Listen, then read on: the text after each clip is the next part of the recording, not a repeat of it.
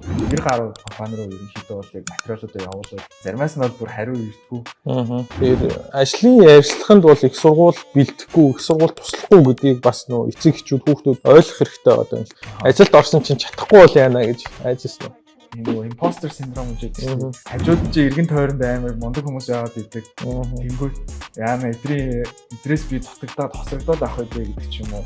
Тэр айдас бол би бараг хизээж ярилцахгүй гэж бодож байна. Тэрийг нөгөө нэг илүү сайн контрол сурах гэх юм уу, удирдах сурах. Одоо тэгтээ ажиллаад чадчих байгаа шүү дээ. Манай удирдах нөгөө principal engineer надад яг шинэ project дээр ажиллахыг тийм ирэх болгосон. Айгуу итгэсэн болов гэж би хариуцлага оноож чадах болов.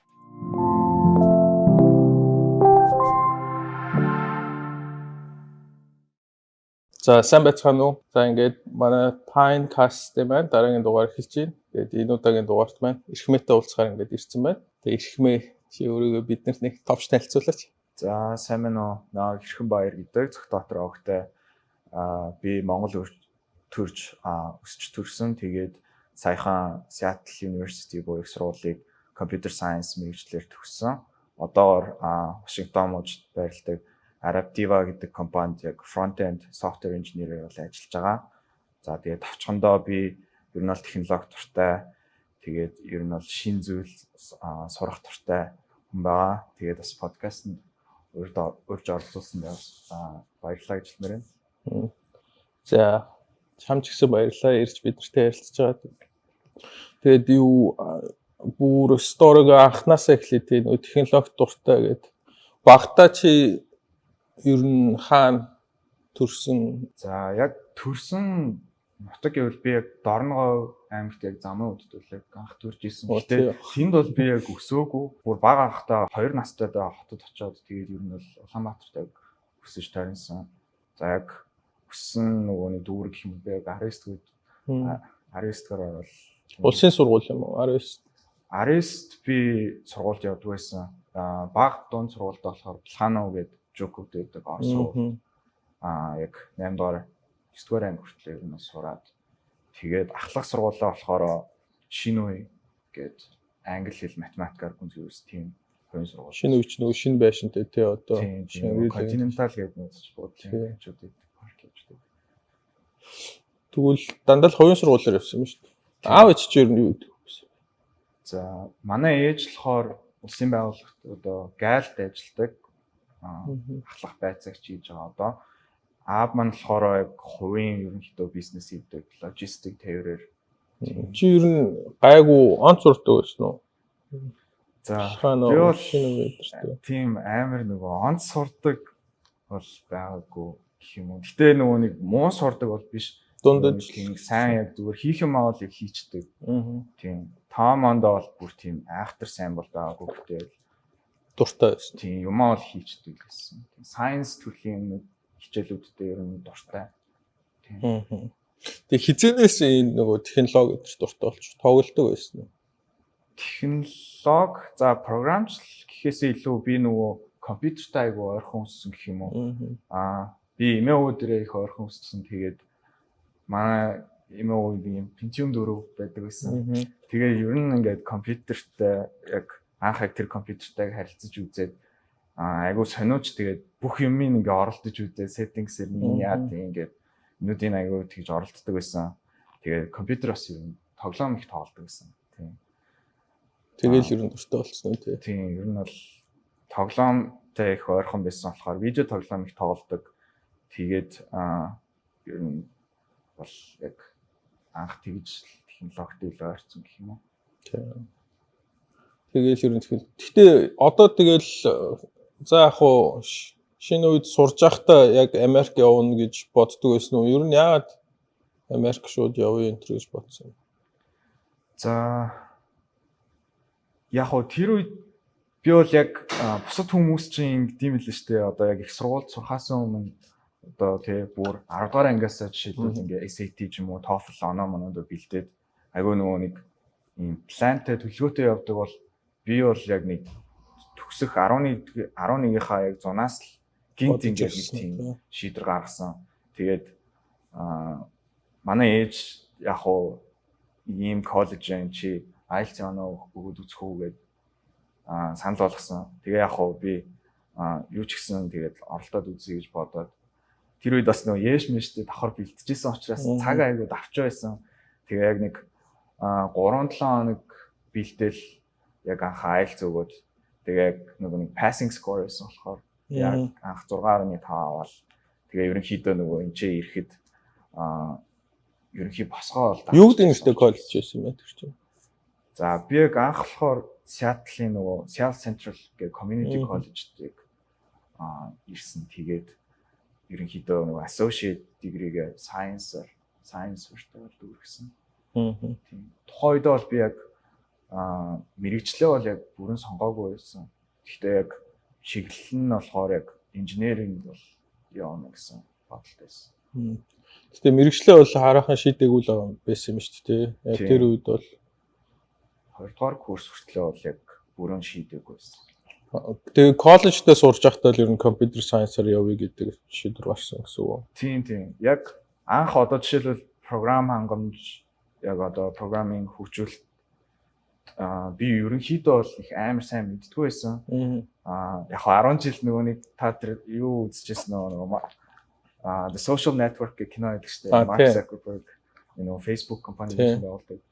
Тэрнээс ерөнхийдөө за нэг ийм софтвер хөгжүүлэлт бол нэг иймэрхүү юм байт юм байна гэдэг тийм анхны санаа байсан. Тэгээд манай roommate одоо миний яг амар сайн найз өөрөө яг computer science-аар major хийжсэн. Тэгээ надад санал болгоод чи programming 101 class аваад үзээч чи таалагдчих магадгүй гэдэг. Тэгээ код бичээд үзсэн чи айгүй тийм сонирхолтой санагдсан. Тэгээд яагаад вэ гэхээр ерөнхийдөө технологи нөгөө consume хийдэг хэрэглэгч биш. Өөрөө тэр бүтээгч буюу тэр продюсер байх нь илүү надад тэр трендийг ингээд чиглүүлээ явж яадаг тэр хүн байх нь надад илүү ер нь сонирхолтой санагдсан. Тэгээд тэрнээс гадна ерөнхийдөө амьдралд чинь тэгэл ингээд үргэлжилсэн нөгөө нэг series of problem solving байгаа шүү дээ. Тэрийг ерөнхийдөө програм хангамжийн инженерүүд юу хийдэг вэ гэхээр технологиор дамжуулж тэр амьдралын асуудлуудыг шийдэж байгаа нэг төрлийн нэг юм урлаг шиг санагдсан учраас тэр нь айгу гой санагдаад тэгээ ер нь бол анхаа амар татагдсан. Гэтэ чи чинь бас урлагч сонирхолтой тий. Тийм би ер нь бол бага хахтаас урлагийн яг нэг хэд хэдэн төрлөөс яг оролддог байсан. Жишээлбэл би зураг зурдаг илүү портрет маягийн зураг их зурдаг. Тэгээд бас би мориорс хөгжим бас оролддог байсан. Урлаг технологи хоёуланд нь сонирхолтой. Тэгээ би тийм үнтэй нэг таарч байгаагүй. Хоёуланд нь амар сонирхолтой. Тийм. Гэтэ бас ийм нөгөө нэг давхцдаг тийм юмнууд бас яг анзаарэгддэг шүү. Бүтээлч байдал нь давхцаж байгаа юм. Бүтээлч байдал тэгээд нөгөө нэг цэвэрч нямба байх. Одоо жишээлбэл код бичих, програм хөгжүүлэх болон зураг зурах нэг төрлийн яг бас төстэй юм шиг санагддаг. Яагаад гэвэл зураг зурах дээр эцсийн бүтээгдэхүүн одоо айгүй гоё урлагийн бүтээхийн тулд нөгөө шат болгон дээрээ нөгөө цэвэрч нямба байх хэрэгтэй. Одоо жишээл хар зураг эхлээд зурсны дараа тэг будгаа оруулна, тэгсний дараа сүүдэр тавина, өнгө одоо гэрэл буулгана гэдэг ч юм уу. Тэр бүгд яг айгүй цэгцтэй явах юм бол дараагийн шатууд нь айгүй тийм гоё сайн бүтээл гарч тий цэвэрхэн явдаг. Тэгээд кодн дэр ч гэсэн ер нь бол тэр айгүй анзаардаг. Суураа одоо ингээл blank хоосон юмнаас эхэлж байгаа шүү дээ. Тэгээд бүх юмнуудаа ингээд айгүй цэгцтэй хийгээд цэвэрхэн код бичих юм бол эцсийн бүтээгдэхүүн бас айгүй бас тааламжтай тийм гоё бүтээгдэхүүн бол. Гэтэ за яг хуу бүтээл бүтээгтэй код хийхдээ програмаар юм хийх зураг зурх дээр амар цэгцтэй дараалалтай ингээл гоё хийгээл. Ягаад амьдрал тэгж болохгүй байгаа юм бэ тий. Амьдралд чинь тэгээд нөгөө нэг бүх юм чинь тийм тодорхой биш. Маш олон нөгөө ховсгчуудаас нөлөөлж яадаг болохоор эцсийн гол нь бас тодорхойгүй байгаа юм тий. Яг одоо байгаа цэгээс бүх юм яаж нөгөө нэг хувирах боломжтой учраас тэр болгоныг нөгөө нэг тооцоолно гэж угаасаа байхгүй шүү дээ тий. Тэгэхээр тийм цэгцтэй дараалалтай байх. Цэгцтэй дараалалтай байх бол хэцүү. Гэхдээ нөгөө нэг ямар асуудал одоо тодорхойгүй байдал тохиолдож байна. Тэрэнд би өөрөө яг ямар хариу үйлдэл хийж чадах юм бэ гэдгээл би ерөнхийдөө бол контролдож чадна гэх юм. Гэхдээ ер нь гоолоо тодорхойлох нь өөрөө амар нэгдүгээр алхам юм шүү дээ. Тийм яг гол гэхээр бас яг Яг нөгөө богино хугацаанд нөгөө хүрэх одоо хүрээ гэсэн зорилттой зорилгоо тавьчвал төлөвлөлт хийж болох гэдэг. Тийм мэдээж нөгөө тодорхой хэмжээний нэг юм хитийн хараа байх хэрэгтэй байна. Тэгээ яг толгоонд төсөөлж байгаа шүү дээ. Тэгээ эцсийн за нэг энийг шийдсэний дараа яг ямар зорилгод хүрэх гээд байгаа. Тэг яагаад энийг хийж байгаа гэдэг тэр мотив байж иж тэрийг ер нь бол үр дүнтэй хийх юм болов. Окей. За тэгвэл буцаад нөгөө амьдралын түүх рүүгээ орох. Дараа нь энэ талаар нэлээ хэлцээ. Тэгээд за коллеж дээр ирээд community college дуусгачаад тэгээд яасан бэ? Дараа нь юу болов вэ? За community college тэгээд би чи 18 онд ирээд 2 жил сураад яг 20 он ч би яг associate degree-г авчаад тэгээд тэр үед нөгөө корона хит болсон. Тэгээд би бас яг жоохон бодлоод яах вэ? Одоо ийм юутэй үед тий пандемикийн үед их сургууль сураад дэмий ч юм уу гэж бодоод ерөнхийдөө Монгол руу нэг жилийн хугацаатай яг 21 он буцаа явсан маа. Тэгээд тэндээ нэг жил байжгаад яг 22 оны 1 сард яг Seattle-ийн их сургууль буюу Seattle University руу трансфер хийж ирсэн. Тийм. Тэгээд яг хөө Монголд байхдаа тэгээд зунд нь бас өөрөө programming language ч юм уу JavaScript-ээр юм бас өөрөө оролдоод сурах гэж үзсэн тийм сураад юу ч гэсэн skill-ээ бас сайжруулъя гэж бодсон. Тийм. Тэгээд их сургуультай хэдэн жил сурсан? Тэгээд 22 оны 1 сараас эхлээд одоо 24 оны 6 сар хүртэл 2 жил сураад төгссөн. 3 4 дугаар курс. Нууц бол scholarship-тэй. Тийм scholarship авсан. Би 65% тэтгэлэг авч ирсэн. Тэгээд үлдсэний төлөөд байранд нь байх ёстой. Яг хоо би нөгөө нэг байранд байхад dorm-ны төлбөр чинь айгу үнэтэй байдаг болохоор би ерөнхийдөө нөгөө нэг roommate-үүдтэй тэгээд өрөө түрээслээд хамтдаа хуваа төлөвлөл илүү нөгөө боломжийн байсан учраас тийм нөгөө нэг опшноор ер нь явсан гэх юм уу. Гэхдээ 65% тэтгэлэг авсан ч гэсэн ер нь нөгөө community college-с үнэтэй тусалж ирсэн үү те? Ер нь бол үнэтэйсэн. Гэхдээ одоо нэг ийм хүүхдүүд Америкт бас саяхан ингээ шүхцүү одоо манай хамаатны дүүнер ч гэсэн Америкт шууд л нөгөө том их сургууль руу аплайдал. Тэгэл бас нэг 60-70% тэтгэлэг өгсөн авцсан л гэж байгаа юм л да тий. Тэгтэл бас 40-50 мянган доллар бараг болчиход байгаа байхгүй. Тиймэрхүү хүүхдүүдэд чи зөвлөвөл коллежоор яваад ингээд дараа нь сүүлийн 2 жилдээ трансфер хийсэн дээрүү шууд анханасаа гоё том сургууль орсон дээр юу гэж бодчих тэрэн дээр. Юу ч гэсэн за community college-оор явж байгаа ч university-гээр явж байгаа ч эхний нэг жилдээ ерөнхийдөө аль болох санхүүжилттэй болгоод яг 100% хичээл дээр анхаараарай гэж тэрийг яг онцлж хэлмээр байна. Тэгээд за тэр community college-оор дамжиж явсан зүгээр эсвэл шууд их сургуультай орсон зүгээр гэдэг дээр бол ямар их сургуульд орж байгаасаа хамаарна. Жишээлбэл үнэхээр амар тийм топ сургуулиуд байгаа шүү дээ. Ivy League ч юм уу. Тэнцээ болвол баг эхний курстэй тэнцээд орчвол зүгээр. Ягаад гэвэл тэр чинь нөгөө hard to get in тий. Ороход айгүй хэцүү. Тэгээд орцсон чинь өөрөө хангалттай нөгөө нэг хөдөлмөр гэж харуулж байгаа учраас financial aid-үүд нь ерөнхийдөө нөгөө нэг тусалцаа олгох ялангуяа тий олон улсын оюутнуудад тусалцаа олгох дээр илүү уян хатан байдаг гэх юм уу. Бараг үнэгүй болдог тий. Тийм. Аав ээжийнх нь жилийн орлогч $100 мянган бага байвал үгүй байдаг санагдаад байна. Тэгэхээр Монголын нөхцөлд бол тэр бол айгүй нөгөө applicable тийм боломжтой. Хэрэгжих боломжтой. Тийм. Community college сурж байгаа гол давуу тал нь ихээр хамаагүй хямдхан зардлаар нөгөө суурь хичээлүүдэд аваад яг хараахан бас мэрэгчлээ сонгож амжаагүй байвал бас тэр хоорондоо explore хийх буюу тань мэдэх тэр орон зайг гаргаж өгдөг тийм. Тэгээд бас community college-д ерөнхийдөө нөгөө сургууль руу нөгөө нэг шилжих тэр нөгөө дэмжих систем нь бас гайгүй сайн хөгжсөн байдаг. За тийм хүүхдүүд зөндөө. Гэхдээ одоо ингээл их сургуулаа төгсчлөө. Гэхдээ чи одоо ингээ их сургуультаа төгсөж байхдаа төгсөөд ингээд Америкт ажиллана гэж боддог байсан уу? Монгол буцаад ажиллана гэж боддог байсан уу? Ажлын тухай ер нь юу гэж боддог байсан? За би анх ирэхдээ л ер нь бол Америкт ажиллана гэж би бодож байсан. Хэмжээний ирээд туршлага хуримтлуулад те яг нөгөө бодит ажил дээр гараад яаж хийдин тэр соёлын суралцаж аваад юу ч гэсэн инженерийн ажиллана гэж зорж ирсэн. Тийм. Тэгээ яг анх ирэхэд бол бүх юм айгу гоё л байсан л да. Яг шинэ онгоцноос буугаал яг нэг шинэ ертөнцид ирсэн юм шиг л айгу гоё мэдрэмжтэй байсан. Яг тэрнээс гадна бүх юм айгу сонирхолтой, exciting байсан ч гэсэн нэг төрлийн бас нэг юм айдастай байсан. Тэгээ нөгөө хэрвээ ажил олдохгүй бол яана гэдэг ч юм уу. Тиймэрхүү бас нөгөө олон улсын оюутнууд ч нөгөө визний дарамт гэж байгаа. Тэгээ голчоо бас зүг бариад сайн бариад явж авах хэрэгтэй. Тэгээ тэрний хажуугаар бас нөгөө амьдралынхаа хэрэгцээгээ бас ингээд зохицуулна гэхээр хэд айгуу нөгөө цагийн менежмент дээр айгуу сайн байх хэрэгтэй л гэж бодож байна. Тэгтээ чи бол анх хэрэгтэй л ер нь Америк технологийн чиглэлээр ажиллана гэж том компаниуд орно гэж бодож байсан уу те?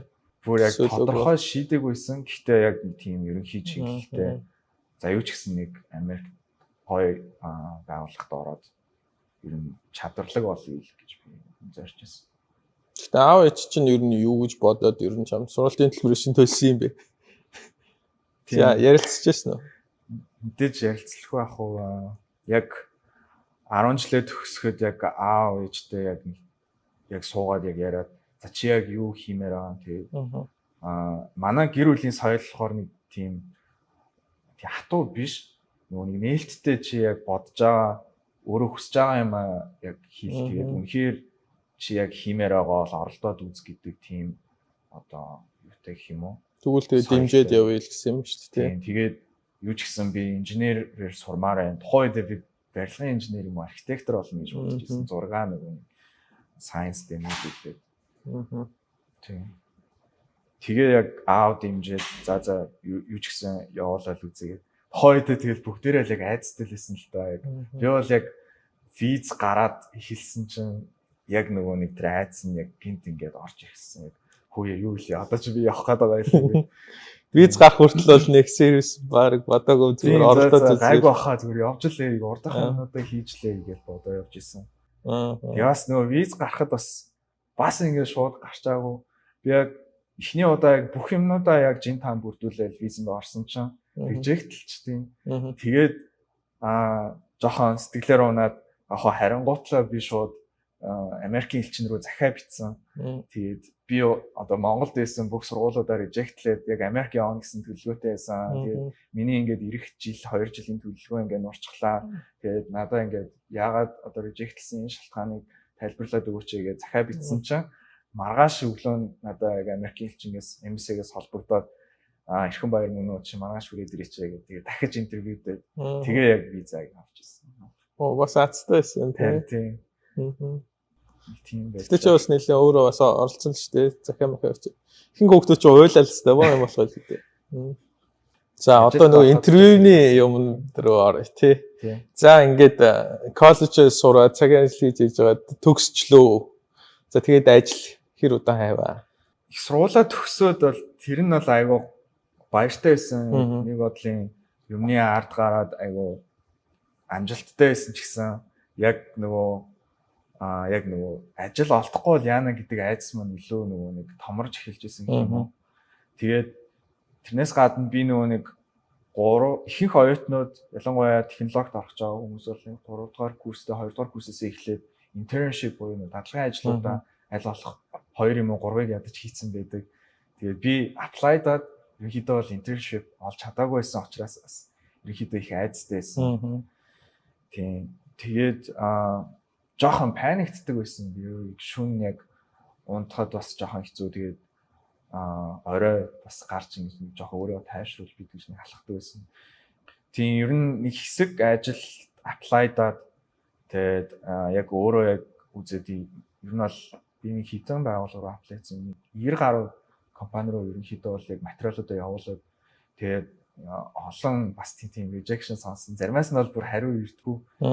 Тийм. Тэр үед бас яг жоохон сэтгэлээр унах үе бас байдаг гэсэн. Гэхдээ хэдэн сар тэгж явсан 90 гаруй. За 8 сар юм уу даа. Үтсэн ба шүү дээ. Тийм.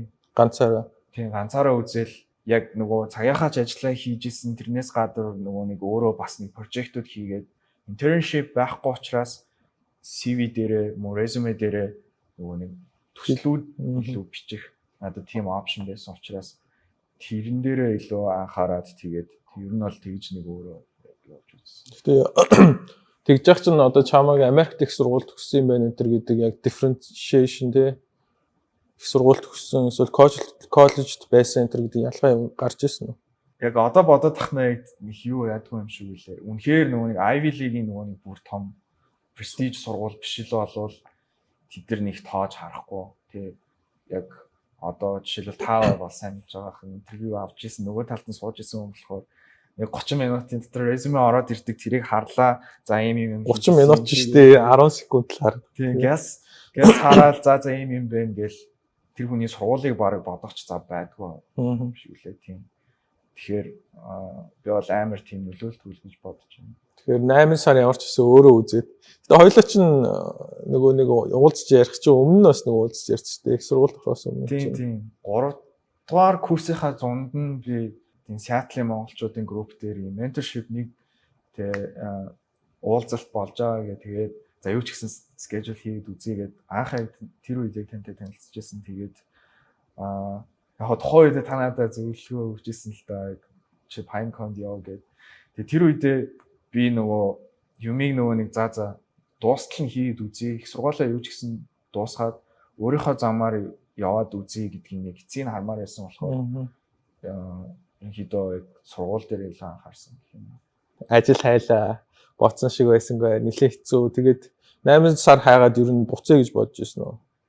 Яг нөгөө нэг надтай яг зэрэгцээ төгсөж исэн маа найзууд ингээ зарим нэг нь жишээлбэл ажилд орж исэн. Тэгээд хүн чинь нөгөө байглаасаа нэг тийм жиших төлөвтэй байдаг болохоор тэгээд харьцуулцалтаар нь тэгээд яг ажил олдохгүй бодсон шиг байгаагүй болохоор тухайн үед бас жоохон сэтгэлээр унах тиймэрхүү үед бол тодорхой хэмжээнд байсан. Гэтэ би ер нь бол ерөөсөө бууж болоогүй. Ямар нэгэн байдлаар оролдлого хийж л ах юм бол тодорхой хэмжээнд ямар нэгэн үр дүнд хүрнэ гэж яг итгэж ирсэн. Тэгэхээр яг 100% бол бууж өгөөгүй. Гэхдээ бас жоохон тэгээ нөгөө гадаад оюутан учраас визний тэр дарамт байгаа. Удаан байж болохгүй. Тэгээ тэр хугацаанд гяс ажиллаа олох хэрэгтэй гэдэг гих мэтчлэн тэдэр бол жоохон сорилттой ер нь хэцүү санагддаг гэсэн. За тэгээд дараа нь манай дээр ирээд хэдэн сар ажил хайваа. Тэгээд за mentorship одоо bootcamp 100 хоногийн challenge хийсэн. Тэгээд ер нь бол нэг 3 сар эрчимтэй яг бэлдсэн. Би өөртөө бас айгүй хатууд эдлэн тавьсан. Жишээлбэл одоо сатаа болох тийм distraction юмудаа айл болох басахыг хичээсэн. Би нэг тоглоом тоглодог байсан учраас компьютероо зараад тий ерөнхийдөө яг за 100% яг кодон дээр анхаарыг гээд ашиглаж исэн компьютероо зарсан. Тэгээд утасныхаа хэрэглээг бас маш айл болох басахыг хичээсэн. Хэрэггүй нөгөө сошиал медиагийн аккаунтуудаа бүгдийг устгаад тий утасныхаа цагийг өдөрт хэрэглээгээ нэг 2 цаг дотор л тийм тэгээд айл болох ер нь айгүй нэг тийм бас ингээ найзууд ч ингээл бас уулзээ гарыг тий төлөө гадуур ийш тийш явъя гэхээр тэрэнд бас нөгөө нэг нөө гэж соох хэрэгтэй байсан яг тууштай байдал байх нь хамгийн чухал байсан учраас. Тэгээ ер нь хідэн газар интервью өглөө mentorship дээр явж байгаа чинь. Mentorship дээр за яг энэ 3 сарын хугацаанд бол нэг би 187 минутаа баг байгууллага руу аплайцсан. Тэгээд тэрнээс бол би яг интервью авсан гэвэл 7-8 минутаа. За тэгээд яваад эцсийн шатанда очсон гэвэл нэг 3 компаниас. Нууцшгүй ямар 3 компани лээ? Тийм. Code Signal, тэгээд Capital One. За тэгээд одоо миний ажиллаж байгаа Adaptive. Чи чинь гэхдээ Amazon дээр интервью өгсөн шүү дээ. Одоо Amazon бас интервьюуд явж байгаа. Passive зүгээр юу ч гэсэн өгөөд үзээд жоохон туршлага хөрөнгөлөл гэж бодож байна. Гэтэ чи тэ mentorship дээр дуудахтаас өмнө хідэн газар интервью өгсөн бэ? Mentorship явахаас өмнө бол би бараг нэг л удаа recruiter-ээс call авчихсан. Тэгээд ер нь бол ерөөсөө тийм интервьюний experience нэг бараг байгаагүй. Жохон туршлагагүй байсан. Чи гэхдээ тэр өнгөрсөн 8 сартаа хэрвээ тэ ийм guidance буюу хүн чиглүүлээд явсан бол яах байсан бол гэж боддоосэн. Мэдээж бараг тэр яг миний яг надад хамгийн хэрэгтэй зүйл байсан гэж би одоо эргээд харахад бодож байна. Яг чиглүүлэх энэ хамт олон яг тийм менторууд байгаа учраас одоо нөгөө юу буруу хийгээд байгаа гэдгээ маш хурдан олоод харчин тий. Олон удаагийн оролдлоготой за яг энэ удаа бүтлгүүтэх юм бол юун дээр алдсан гэдгийг ингээ яг чиний өмнө яг энэ замаар туулаад явцсан энэ менторуд чинь мэдж байгаа учраас тэрийг яг ингээ зөв чиглүүлээд өгөхөөр хамгийн хурдан үр дүнтэй байдлаар ерөнхийдөө сайжирна гэх юм уу богино хугацаанд. Гэхдээ 100 хоногийн за ингээ менторшип дээр явж хахад бууж өгмөр ч юм уу хэцүү юм тохиолж ирсэн үү? Мэдээж яг хаа бууж өгмөр за юм хэцүү бол санагдчихсэн. Яагаад гэвэл би ажилласаа бол бүр 100% гарчаагүй. Гэтэ би нөгөө сейвлсэн бүх сейвингсээ за ирэх хадгаламжийнхаа мөнгийг одоо яг ирэх 3 сарда би зөвхөн ажил хайх дээр л төлрийгээд зарцуулсан. Тэгээд маш их тодорхойгүй байдлууд ерөнхийдөө одоо ингээд нэг тий байнга бодогдчихсэн. За хэрвээ энэ ингээд болохгүй бол яам ч гэдэг ч юм уу. Гэтэ яг тэр үед яг яаж туусан бэ гэхээр заавалчгүй ерөнхийдөө би болгох хэвээр тий яг сөрөг юм дээр нь илүү анхаарахаасаа илүү өнөөдөр би магадгүй энийг хийж чадахгүйсэн ч гэсэн 1% ч гэсэн би сайжрахыг бодъё гэдэг дээрээ л илүү яг анхаарлаа төвлөрүүлэхийг яг хичээж ирсэн. Тэгээд одоо яг ингээ бууж өгмөр үе санагдаж штэ одоо 3 цаг нэг бодлогоо бодоод нөөтгөө ойлгохгүй яг тэр үед ингээд бас шантармаар би үнэхээр энийг ойлгодгүй юм бах та энэ яг миний тохирох мэрэгжил муу юм уу гэдэг ч юм уу тиймэрхүү юмнууд бас бодож ирсэн. Гэхдээ юу намайг ингээд байнга ингээ хийлгээд одоо мотивац өгөөдсөн бэ гэхээр магадгүй те 100 хүний 99% нь яг энэ үед л яг одоо шантраар бууж өгдөг байх. Тэгээд би тэр 99 хүний яг нэг нь юусоо байхыг хүсээгүй. Тэгээ яг одоо хүмүүст бууж өгж байгаа бол би ер нь бол бууж өгөхгүй гэсэн нэг тийм бодолтой байсан. Тэгээ тэр аюу надад хэрэг болсон юм санагдав. За тэгээ бас амар байгаагүй те хэцүү 100 хоног. Гэтэ ингэдэг байсан шүү дээ. Одоо ингээд надтай уулзахаас өмнө чинь те би ингээ Монголоос ирсэн болохоор наваг энэ интервью дуутахгүй байна. Эсвэл нэг тимнаас болоод наваг интервью дуутахгүйс нэг юм шалтгаанууд байдаг гэсэн шүү дээ. Тийм. Тэд нар чи ер нь чиний бодлоор юу байсан бэ? Тэгээ яг үнэхээр тэр үнэн байсан уу гэдэг. Хувь үедээ бол би миний хамгийн том айдас юу байсан мэхээр би ер нь бол нэг тийм бэлэн болоогүй юм байна. Хангалтгүй байгаа юм байна. Дахиад сайжрах хэрэгтэй юм байна гэд ерөнхийдөө зарим газар руу бүр би материалаа ч илгээдгүй бүр ингээ оролдож ч үздэггүй байсан. Ягаад гэвэл бүр нөгөө нэг те хариу сонсоочгүй байхдаа ингээ баг өөрөө тийм бууж заачж байгаа юм уу. Тэгэхээр тэр яг миний хамгийн том яг сул тал байсан. Тэгээд mentorship bootcamp яваад ерөнхийдөө нөгөө нэг тэр харах үнцгийг сэтгэл зүйн байдал дээр илүү сайжирсан гэж би бодож байна. Яагаад гэвэл угаасаа хизээч бэлэн болно гэж байхгүй. Яг одоо байгаагаараа л хамгийн сайнаар хичээгээл үзэх хэрэгтэй. Тэгээд яг хөө бүтлгүүтүүл тэрлээс тэрнээсээ суралцж аваа дараагийн удаа илүү сайжраа явна гэдэгт илүү нөгөө нэг тийм эерэг бодолтой байгаад одоо байгаагаа ер нь бол хангалттай гэж үзээд тийм. Тэгээд та надад хэлжсэн шүү дээ нөгөө яг нөгөө software engineer шиг өөрийгөө ер нь бол төсөөлж харах хэрэгтэй. Тэр өнцгөөс хараад байж ээж ер нь бол тийм одоо behavior буюу үйл хөдлөлийг гаргана гэдэг тэр надад айгүй нэг соомжтой санагдчихсэн.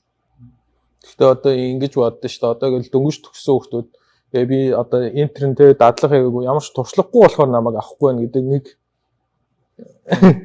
шалтгаан байдаг. Тэрэн дээр бол угаасаа тэ чи бүх юмыг мэднэ гэж байхгүй. Компаниуд юу хүсэж байгаа гэдгийг одоо яг бодоод хахад тийм сурах ирмэлзэлтэй хүн байх хэрэгтэй. Хамт өсөн дивжээд одоо бүтээгдэхүүн ч юм уу үнцийг нийлүүлэх тэр хүнийг ерөнхийдөө компаниуд ихэнхдээ хайж идэг. Тэгэхээс одоо яг бүх юмаа ингээ 100% мэдсэн team lag инженер гэж баг байхгүй хаа. Одоо амар олон жилийн туршлагатай инженерүүд ч гэсэн мэдгүй юмнуудаа тэг интернетээс ингээл хайж лээдэг.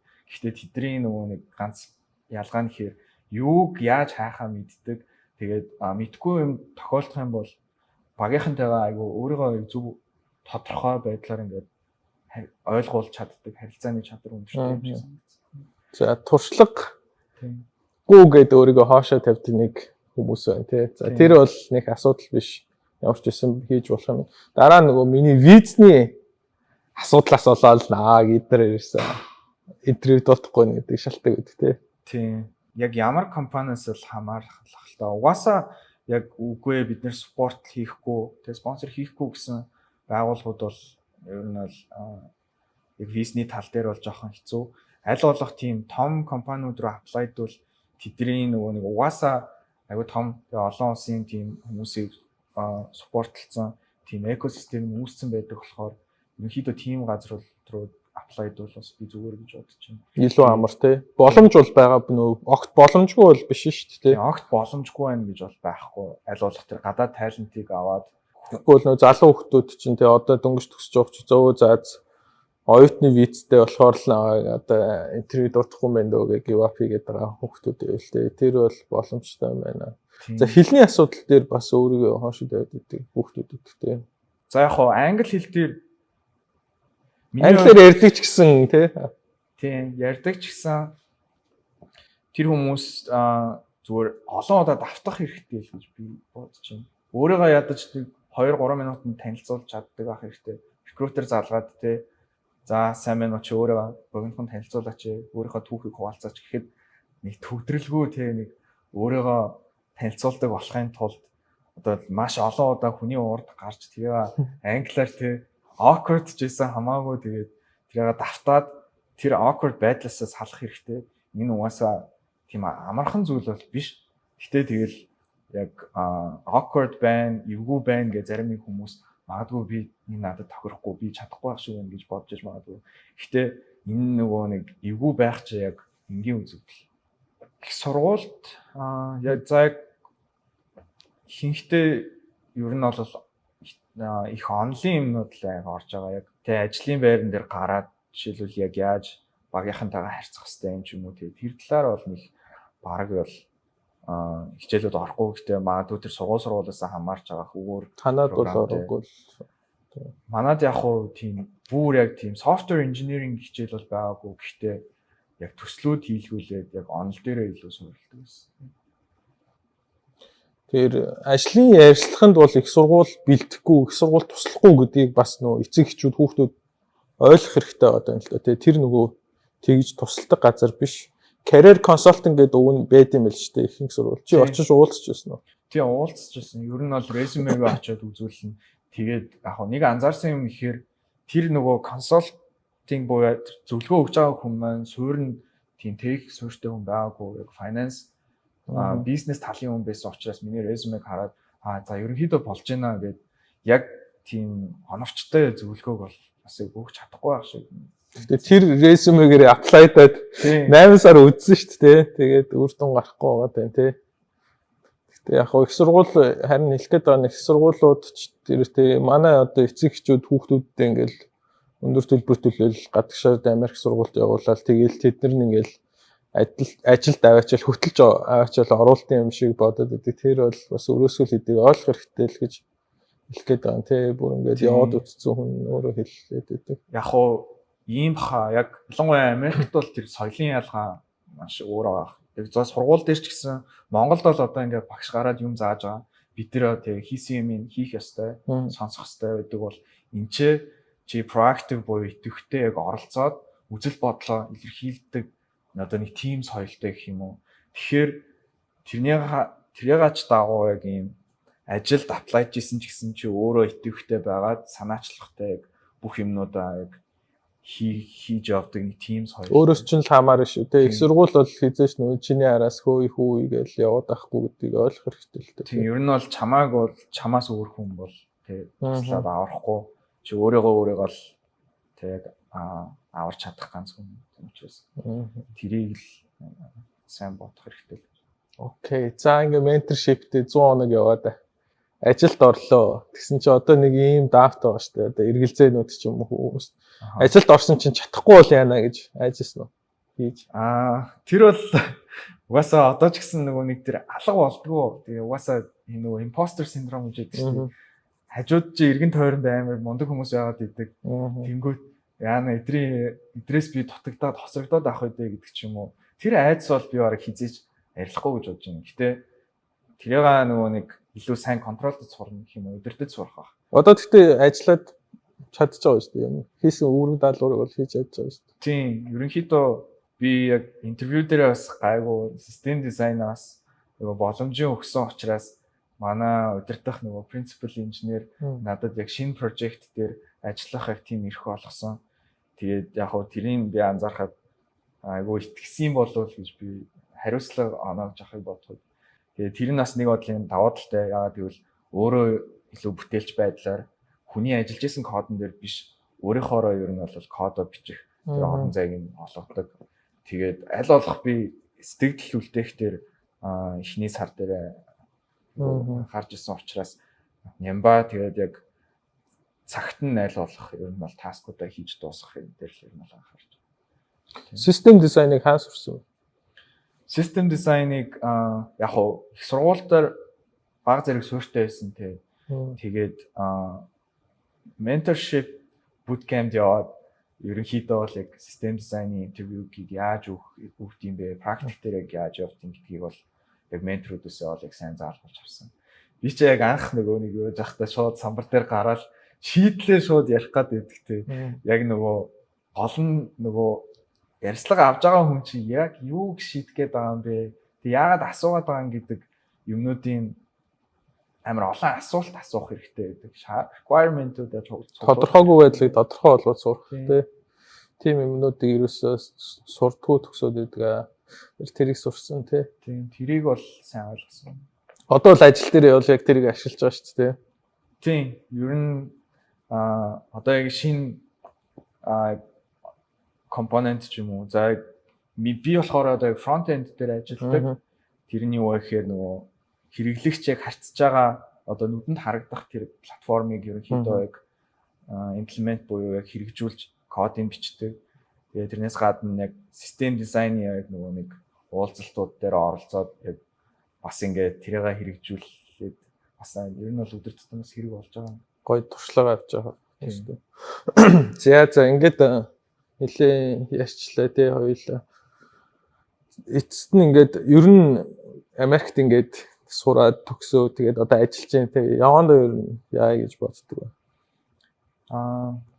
Яг хоо яг үнийг хэлэхэд бол над яг ингээд тэдэн жилийн дараа ингэсэн байх хэвээр гэсэн бүр юм төлөвлөгөө гэхээс илүү би яг одоо ер нь бол би карьерийнхаа хувьд яг нөгөө нэг early буюу анхан шатныхаа үе дээр ч гэсэн явж байгаа. Тийм учраас илүү нөгөө exploring буюу танин мэдхүү дээр илүү анхаарад олон зүйлүүдийг ер нь бол туршиж үзье гэж бодож байна. Гэхдээ яг хуу технологийнхаа яг тэр маркет дээрээ би ер нь бол байх хүсэлтэй байгаа. Тэгээд одоо хэмнэлт аяа ухаан ер нь бол айгүй хөгжөөд хөгжиж байгаа учраас тэр тал руу илүү бас сурах хүсэлтэй байгаа. Тийм. Одоогоор яг хуу миний хийж байгаа ажил надад ер нь бол таалагдж байгаа. Тийм. Тэгэхээр энэгээрээ мэрэгчээд юу ч гэсэн илүү сайжирмаар байна. Тэгээд бас сүултээ илүү нөгөө удирдах нөгөө рол руу ч юм уу шилжээд дараа шинэ инженеруудыг одоо чиглүүлэх тэр ментор хийх тэр чадрууд дээр илүү суралцъя гэж би ер нь бол ойрын хугацаанд илүү бас сайжрахыг одоо зорж байна. Тийм. За окей. Тэгэхээр Монгол буцна гэж боддог.